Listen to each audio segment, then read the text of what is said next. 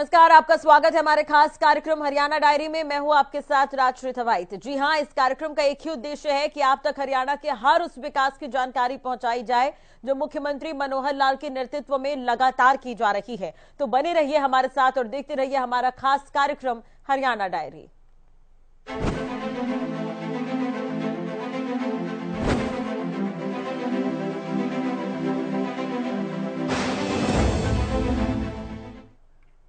मुख्यमंत्री मनोहर लाल सिरसा के दौरे पर कुछ दिन पहले पहुंचे हुए थे। सीएम मनोहर लाल ने इस दौरान कई बड़े ऐलान किए हैं। सिरसा में बनने वाले मेडिकल कॉलेज का नाम बाबा सरसाई नाथ के नाम पर होगा। देखिए रिपोर्ट।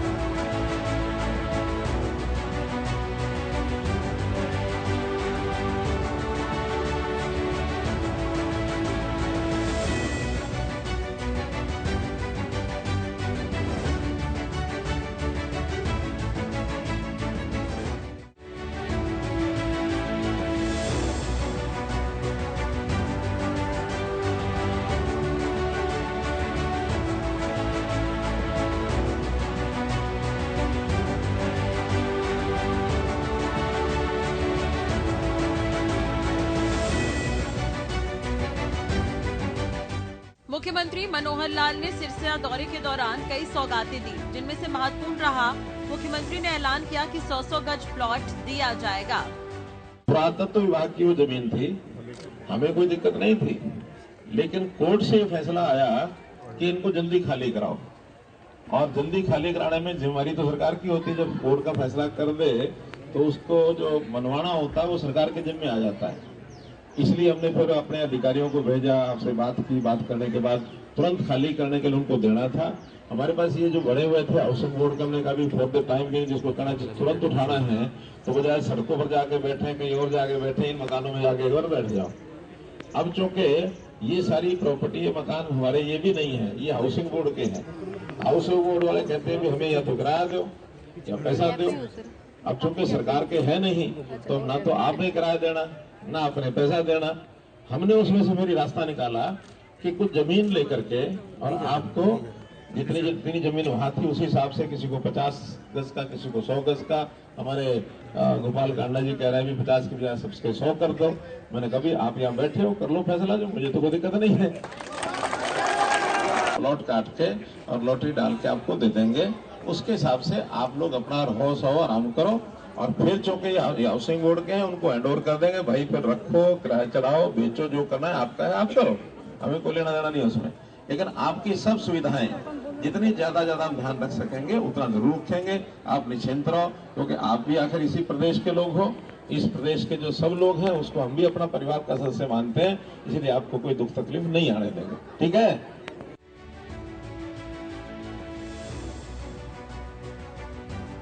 मनोहर लाल ने इसे लेकर जानकारी भी दी थी। लोगों से बातचीत करते हुए मुख्यमंत्री मनोहर लाल ने इस बात की जानकारी दी।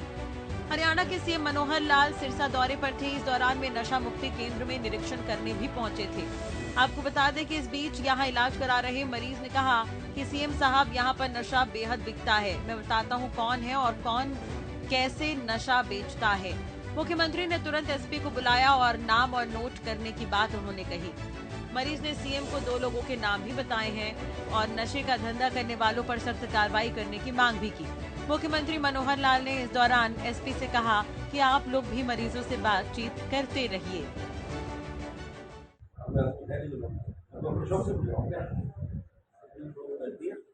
रेगुलर कोई करता रहेगा, जिन लोगों की जानकारी जो मैंने यहाँ पे ले ली, बहुत बड़ा सेंसिटिव काम है। काला वाले की क्या नाम बताया?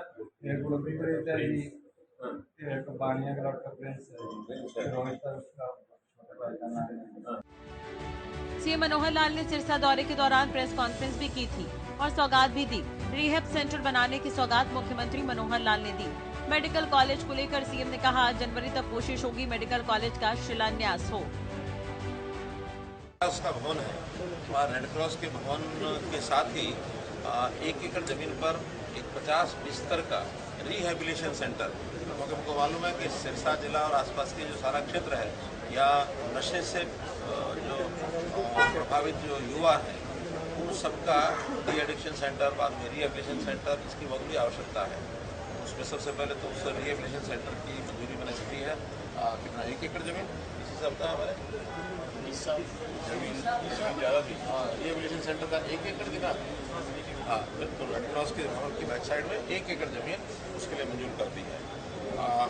बाद में मेडिकल कॉलेज जो पहले से घोषित है उसकी जगह, वो आज मैंने प्रत्यक्ष उसको देखने के लिए कहा था, उसका निरीक्षण किया है, अच्छी है। हाईवे के ऊपर, जो बाईपास के ऊपर वो स्थान है, 25 एकड़ समथिंग है, वो ट्रांसफ़र हो चुकी है और उसका जो फाइल वर्क है वो पूरा हो रहा है। मैं आशा करता हूँ कि दिसंबर के आखिर में अथवा जनवरी फर्स्ट वीक में उसका शिलान्यास जो है, इसके करने की स्थिति जब बन जाएगी तो उसका शिलान्यास भी आकर के किया जाएगा।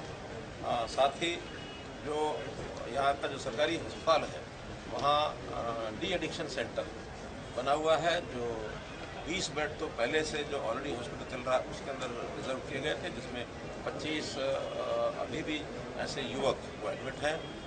वो भी मैंने देखा है, जाकर कुछ लोगों से बातचीत भी की है।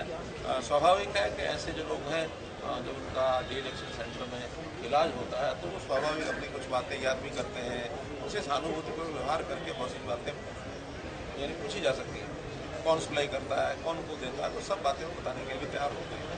हमने डिप्टी कमिश्नर को कहा कि अपने एसपी साहब को कहा कि इन सब चीज़ों को भी सप्लायर तक पहुंचने की हम कोशिश करेंगे, ताकि सप्लाई चेन बंद हो जाए तो आगे कुछ न कुछ इस चीज़ पर रोक लग सकती है। साथ ही वहाँ नया और एक 20 बेड का डी एडिक्शन सेंटर भी तैयार हो रहा है, बहुत जल्दी वो भी वर्किंग में आ जाएगा, हाँ उसकी भी सर्विस और मिल जाएगी। इसके बाद अनाज मंडी सिरसा में जाना हुआ। सीएम मनोहर लाल ने अनाज मंडी का भी दौरा किया था। इस पर सीएम ने कहा कि अनाज मंडी और ऑटो मार्केट का विकास होगा। SYL को लेकर भी सीएम ने अपनी बात रखी। मेडिकल कॉलेज का नाम संत सरसाई नाथ के नाम से रखने की बात सीएम ने कही। मेन अनाज मंडी और साथ में जो एडिशनल अनाज मंडी 2-3 बनी हुई है और एक अनाज मंडी और है जो भी विकसित होनी है, उन सब के बारे में जानकारियाँ ली हैं, कुछ निर्णय अभी करके उनको बताए हैं। बड़ी बात यह है कि अलग अलग संस्थाओं की अनाज मंडी है, कहीं HSBP है, कहीं काम पब्लिक हेल्थ करता है, वो सब चीज़ें मार्केटिंग बोर्ड के अंतर्गत ही लाई जाएंगी और मार्केटिंग बोर्ड फ्लोर मेंटेनेंस भी जो है मार्केटिंग बोर्ड स्वयं कराएगा। वहाँ के सीवरेज को भी, और पुराना सीवरेज है उसकी भी जांच करा करके अगर आवश्यकता हुई तो सारा या अथवा कुछ पोर्शन उसमें नया सीवरेज भी डलवाया जाएगा। इसके बाद ऑटो मार्केट यहाँ की हमको मालूम है कि 1985 से वो ऑटो मार्केट बनी थी, उसकी ज़मीन उस समय एक्वायर की गई थी और बाद में दुकानें बनाई गई, कुछ दुकानें दे दी गई हैं, कुछ अभी निर्माणाधीन हैं। लेकिन कोई प्रकार के झगड़े जैसे बढ़ते हैं तो पुरानी सरकारों के नियम इस प्रकार के बने थे कि विवाद बन गए और विवाद भी अभी तक निपटा नहीं है। पिछले 6-7 साल से हम कोशिश कर रहे हैं कि विवाद जो उसका निपटे। आखिर में डिपार्टमेंट के लोगों को भी हमने उसकी सारी कैलकुलेशन कराई है, उन लोगों के साथ भी बैठ के कैलकुलेशन की है। दोनों तरफ की बात की बातें समझौते में कुछ ना कुछ तो नियम जो पहले बने हुए थे उसको सरल किया है। बची हुई पेमेंट सारी जल्दी जमा हो जाएगी। जो दुकानें बनी नहीं हैं वो भी म्यूनसिपल कमेटी उसको, हमारी नगर परिषद उनको बनवा देगी और लगभग उसमें 50 करोड़ रुपए का तो जो उनका रेवेन्यू आएगा दुकानों का, अथवा वहाँ जो एक पेट्रोल पंप की साइट है, तो सर्विस सेंटर की साइट है, एक रेस्टोरेंट की साइट है, कुछ म्यूनसिपैलिटी ने भी पैसा उनको देना है, उन्होंने यूज़ किया हुआ है, तो विद इंटरेस्ट अपनी म्यूनसिपैलिटी है उनको 5 करोड़ 5.5 करोड़ का वो देगी। कुल मिला करके और मोटा मोटा उनका जो हिसाब किताब बना है उसमें पैसा जो आने वाला है उसकी भी एक निश्चित टाइम टेबल के साथ वो पैसा आएगा और वहाँ जो विकास के काम है वो भी उसी में से होंगे। आखिर में सब करने के बाद कुछ ना कुछ ऑटो मार्केटिंग के पास 5 करोड़ से 10 करोड़ रुपया बच भी जाएगा। तो वो फैसला एक मोटे रूप से करवा दिया है और अगले सप्ताह से इस पर एग्जीक्यूशन उसका शुरू हो जाएगा। इसके बाद जो खेड़ के ऊपर लगभग 750 ऐसे परिवार थे जिनको हाउसिंग बोर्ड के फ्लैट्स हैं, उसके अंदर उनको टेम्परेरी बताया गया था। इनको शिफ्ट करने के लिए एक गांव, कौन सा गांव है, सलारपुर में ज़मीन देख ली गई है। 30-35 एकड़ ज़मीन है, उसको खरीद करके और उनको शिफ्ट किया जाएगा। उनको सबको बता दिया कि 100 गज के प्लॉट उनको दिए जाएंगे, फ्री दिए जाएंगे, उसका पैसा सरकार खर्च करेगी। उसको बढ़ाने के लिए और वो अपने आप अगर सक्षम होंगे तो ठीक है, नहीं तो कोई सहायता उनको बैंक से लोन लेकर या कोई भी की जाएगी ताकि आसानी से वो अपना गुजारे लायक मकान बना सकें। लेकिन 100 गज का प्लॉट उनको वो फ्री दिया जाएगा, ऐसा एक निर्णय किया है। तो इस प्रकार से इस निर्णय आज चर्चा हुए हैं और आप लोगों को जरूर कष्ट दिया कि मैंने 2 बजे का टाइम दिया था, लेकिन घूमते घूमते घंटा लेट हो गया। 3 बजे में आया हूँ, इस नाते से कुछ न्याय भी दे दो। मुख्यमंत्री दशकों पुरानी मुख्यमंत्री जी कोई टाइम पीरियड रखा है कि कब तक सर प्रोसेस में शुरू होगा? अभी तक इनको एक नोट चाहिए था, नोट आज इनको दे दिया है कि जल्दी से जमीन को देखी जा चुकी है और किसानों से बातचीत भी हो गई है। तो इस प्रोसेस में डिप्टी कमिश्नर कितने हमारे समय में ये सारा प्रोसेस जमीन खरीदने का पूरा हो जाएगा। तो 2 महीने मानो मैक्सिमम जमीन खरीदने का काम, उसके बाद फिर प्लॉट का दी जाएगी। मुझे ध्यान में कि बहुत से ऐसे हरियाणा में विवाद हैं, कोई 15 साल पुराना है, कोई 20 साल पुराना, 25-30 साल पुराना। एक विवाद तो ऐसा निकल करके आया, अभी जनसंवाद के कार्यक्रम किए हैं, तो कोई एक म्यूटेशन का एक झगड़ा वो लेकर के चला और हमारे अधिकारी भी उसमें जूझ रहे हैं। उसकी बात कुछ है, कोर्ट की बात कुछ है। तो अल्टीमेटली ध्यान में क्या आया, एक म्यूटेशन है सन 1902 की और एक म्यूटेशन उसके बाद हो गई 1906 में। तो 2 में वो बताता है ठीक है, 6 में किसी ने गड़बड़ कर दी। अब 2 और 6 में कौन सी ठीक है, कौन सी गड़बड़ हुई है, ये 116 साल का किस्सा पुराना, 117 साल का।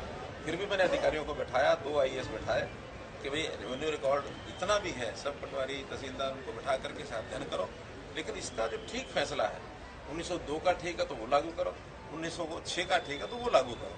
यानी 125 साल पुरानी जब अंग्रेजों के समय की ये झगड़े, लेकिन मेरे मन में इस बात का संतोष रहता है कि हम उसकी गहराई में जाते हैं और गहराई में तभी जाया जा सकता है जब स्वयं उसमें आप जब हस्तक्षेप करें।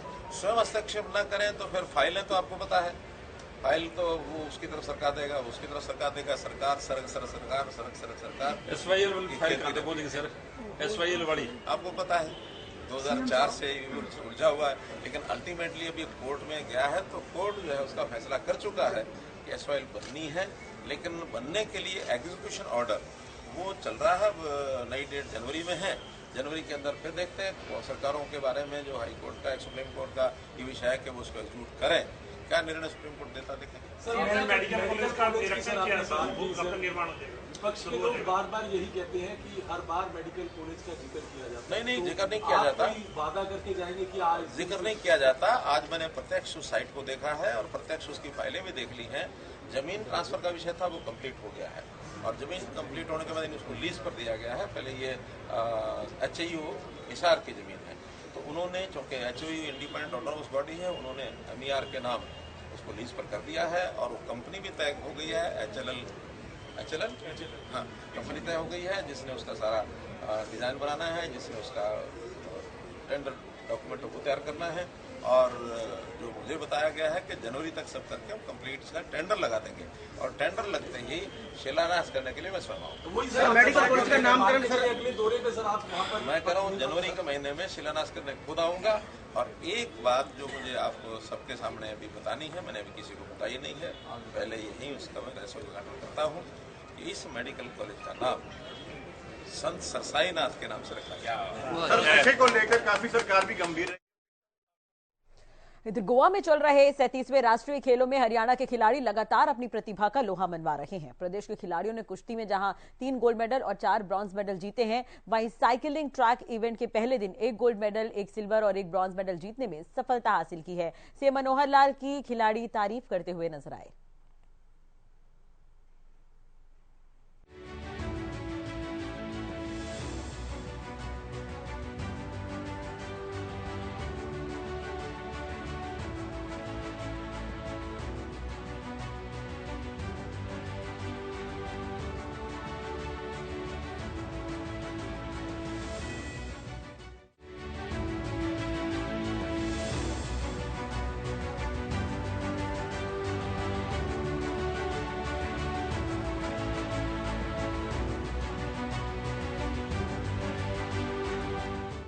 गोवा में चल रहे 37वें राष्ट्रीय खेलों में प्रदेश के खिलाड़ियों ने कुश्ती में जहां 3 गोल्ड मेडल और 4 ब्रॉन्ज मेडल जीते, वहीं साइकिलिंग ट्रैक इवेंट के पहले दिन 1 गोल्ड मेडल, 1 सिल्वर और 1 ब्रॉन्ज मेडल जीतने में सफलता हासिल की। सीएम मनोहर लाल समय समय पर खिलाड़ियों का मनोबल बढ़ाते नजर आते हैं, खेल नीति के बारे में बताते नजर आते हैं, जिसका नतीजा है कि खिलाड़ी बेहतरीन प्रदर्शन करते हैं।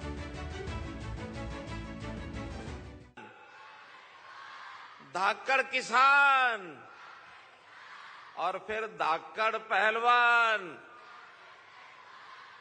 हमारे खिलाड़ी ये सारे ही पहलवान के रूप में धाकड़ पहलवान हैं। और ये सब धाकड़ जवान, धाकड़ किसान, धाकड़ पहलवान, तो फिर हमारा हरियाणा भी केस है धाकड़ हरियाणा। भाई जोरदार बोलोगे तो मजा आएगा। धाकड़ हरियाणा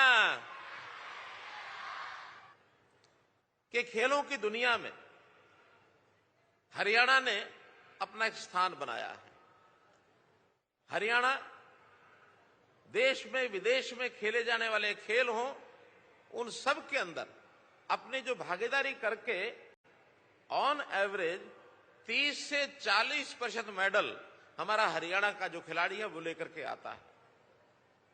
30 से 40% भागीदारी एक प्रदेश की, और बाकी अगर 60-65% भागीदारी है तो सभी 35 प्रदेशों की है। तो इतनी बड़ी भागीदारी होने के नाते से हम कहते हैं हमको अपने हरियाणा के खिलाड़ियों पर गर्व है। मैं आभार भी व्यक्त करूंगा ऐसे सब खिलाड़ियों का, उनके अभिभावकों का, उनके कोचेस का, जिन्होंने इनको सहयोग किया है, इनको प्रेरणा दी है ताकि अपने देश का मान सम्मान बढ़ाएं। इन्होंने प्रदेश का भी मान बढ़ाया, देश का भी मान बढ़ाया, इसलिए मैं इन सबका आभार भी प्रकट करता हूं। तो इसलिए मैं तो आपसे इतना ही निवेदन करूंगा कि हरियाणा का ये खिलाड़ी अपना खिलाड़ी जब खेल खेलता है, जब ये प्रदेश में खेल खेलता है तो ये प्रदेश के मान को बढ़ाता है, प्रदेश के सम्मान को बढ़ाता है, और जब ये देश के लिए खेलता है तो देश के मान को बढ़ाता है। अपने गांव का, अपने माता पिता का, अपना संस्थान, जिस संस्थान से ट्रेनिंग ले रहा उस संस्थान का, इनका तो मान बढ़ाता ही है। मां बाप का लाडला होता है तो मां का दुलारा ये बेटा जब बड़ा होकर के इस सीमा तक पहुंचता है, खुशियों से वो भी नाच उठती है। खेल चाहे चाइना में हो रहा हो, चाहे अमेरिका में हो रहा हो, चाहे इंग्लैंड में हो रहा हो, चाहे साउथ अफ्रीका में हो रहा हो, नजरें लगा करके टीवी के सामने सब लोग बैठे रहते हैं। और आखिरी क्षण में जब वो जीत का डंका जब बज जाता है, उस समय सारा गांव, सारा प्रदेश, सारा देश झूम उठता है। कुश्ती के मुकाबलों के 62 किलो भार वर्ग में मनीषा ने 76 किलो भार वर्ग में रितिका हुड्डा और 130 किलोग्राम भार वर्ग में प्रवेश ने गोल्ड मेडल जीता, जबकि 67 किलो भार वर्ग में अनिल ने, 57 किलोग्राम भार वर्ग में उदित ने, 97 किलोग्राम के भार वर्ग में विक्की और प्रवीण चाहर ने प्रदेश को ब्रॉन्ज मेडल दिलाया है। वहीं ताइक्वांडो के मुकाबले में सोनम रावल ने अंडर 57 किलोग्राम भार वर्ग में प्रदेश को गोल्ड मेडल दिलाया है, जबकि अमन ने अंडर 68 किलोग्राम में ब्रॉन्ज मेडल दिलाया। गीता, ऋतु व प्रिया ने भी प्रदेश को ब्रॉन्ज मेडल दिलाए हैं। साइकिलिंग ट्रैक इवेंट के पहले दिन हुए मुकाबलों में मीनाक्षी ने गोल्ड मेडल जीतकर प्रदेश का नाम रोशन किया। अनिल ने सिल्वर और मंजीत ने ब्रॉन्ज मेडल हासिल किया। वहीं हरियाणा की पुरुष वर्ग की टेनिस टीम ने पहली बार ब्रॉन्ज मेडल जीतकर बड़ी उपलब्धि हासिल की है। प्रदेश की गतका टीम ने 2 कांस्य पदक अपने नाम किए, जिसमें 1 पदक सुनीति और 1 पदक जसविंदर सिंह के नाम आए हैं। हरियाणा गतका एसोसिएशन के सचिव सरदार स्वर्ण सिंह ने प्रदेश सरकार द्वारा और हरियाणा ओलंपिक एसोसिएशन द्वारा खिलाड़ियों के लिए उपलब्ध कराई गई सुविधाओं पर खुशी जाहिर की है। उन्होंने कहा कि हरियाणा में खेलों और खिलाड़ियों को लगातार बढ़ावा दिया जा रहा है। प्रदेश सरकार ने खिलाड़ियों के लिए अनेक योजनाएं शुरू की है। हरियाणा के मुख्यमंत्री मनोहर लाल खेलों को लेकर पूरी तरह से गंभीर हैं और लगातार खिलाड़ियों के हित में फैसले ले रहे हैं। आइए आपको सुनवाते हैं खिलाड़ियों ने और इसके अलावा एसोसिएशन के सचिव ने क्या कुछ कहा है।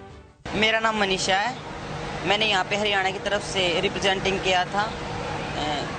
कल मैंने 62 kg में गोल्ड मेडल लिया था, जो कि मेरा फाइनल मुकाबला पुष्पा यादव यूपी से हुआ था।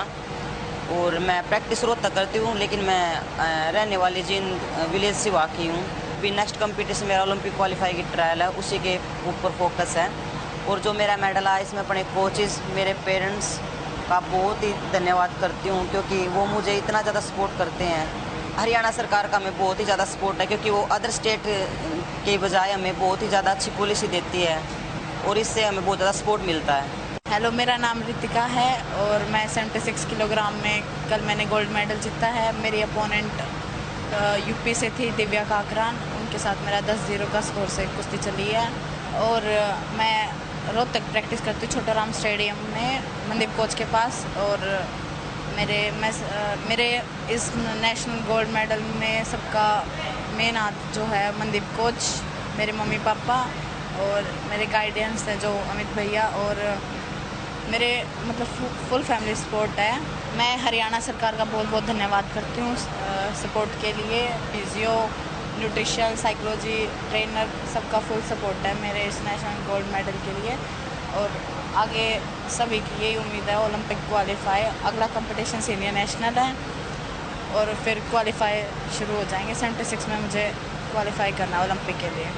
नमस्कार, मेरा नाम आरजू है। मैं दादरी से रहने वाली हूँ। हरियाणा से यहाँ खेलने नेशनल गेम्स आई थी और मैं यहाँ 68 kg में मैंने गोल्ड हासिल किया है। फर्स्ट टाइम है यहाँ पे।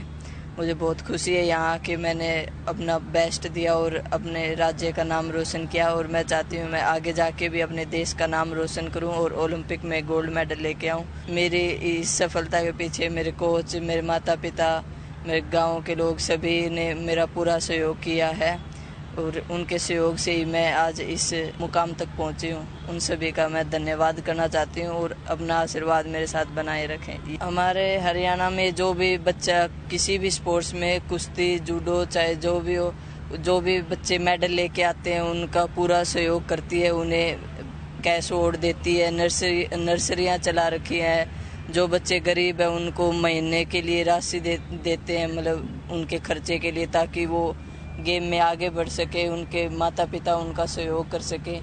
इसीलिए हरियाणा के बच्चे स्पोर्ट्स में आगे हैं सभी और जिलों से, राज्यों से। और मैं चाहूँगी हरियाणा सरकार ऐसे ही हमारा सपोर्ट करती रहे ताकि सभी बच्चे अपने देश का नाम रोशन कर सकें। मुख्यमंत्री मनोहर लाल की नीतियां रंग ला रही है। यही कारण है कि प्रदेश के खिलाड़ी बेहतरीन प्रदर्शन करते हैं। चाहे राष्ट्रीय स्तर हो चाहे अंतर्राष्ट्रीय स्तर हो, वहां पर हरियाणा का नाम अलग ही रहता है। हरियाणा की पहचान बन गई है खिलाड़ियों की ये शान। आपको बता दें कि खिलाड़ियों की मदद से हरियाणा प्रदेश का नाम भी रोशन हो रहा है। चाहे वो चलिए, इसी के साथ ही हरियाणा डायरी में आज के लिए बस इतना ही। खबरों के लिए बने रहिए हमारे साथ। नमस्कार।